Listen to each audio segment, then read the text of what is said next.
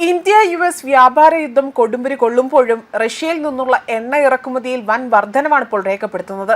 Russia Ukraine സംഘർഷത്തിന് മുൻപേ തന്നെ റഷ്യയുടെ അസംസ്കൃത എണ്ണ പ്രധാനമായും യൂറോപ്പിലേക്കും ചൈനയിലേക്കും കയറ്റുമതി ചെയ്തിരുന്നു. എന്നാൽ ഇപ്പോൾ ഏറ്റവും കൂടുതലായി ഇന്ത്യ എണ്ണ വാങ്ങുന്നതിൽ അമേരിക്ക ഉൾപ്പെടെയുള്ള രാജ്യങ്ങൾ അസ്വസ്ഥത പ്രകടിപ്പിക്കുന്നതിനെ പോലും വകവെക്കാതെയുള്ള ഒരു കുതിച്ചുചാട്ടമാണ് എണ്ണ വ്യാപാരത്തിൽ കണക്കാക്കാൻ സാധിക്കുന്നത്. പശ്ചിമേഷ്യ, ആഫ്രിക്ക, വടക്കേ അമേരിക്ക, ദക്ഷിണ അമേരിക്ക എന്നിവ ഉൾപ്പെടെ തന്നെ വിവിധ സ്ഥലങ്ങളിൽ നിന്നാണ് ഇന്ത്യ അസംസ്കൃത എണ്ണ ഇറക്കുമതി ചെയ്യുന്നത്. 2021-22 മൊത്തം ക്രൂഡ് ഇറക്കുമതിയുടെ 80% മുൻനിര 6 രാജ്യങ്ങളാണ് നടത്തിയത്. റഷ്യയിൽ നിന്നുള്ള കയറ്റുമതിയും അത് കുറവായിരുന്നു.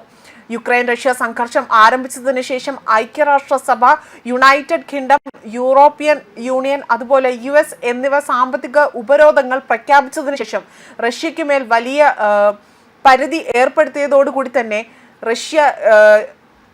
ഇന്ത്യ റഷ്യൻ ക്രൂഡ് ഇറക്കുമതി വർദ്ധിപ്പിച്ചിരിക്കുകയാണ്. ഇത് വലിയ വർധനവാണ് രേഖപ്പെടുത്തുന്നതും.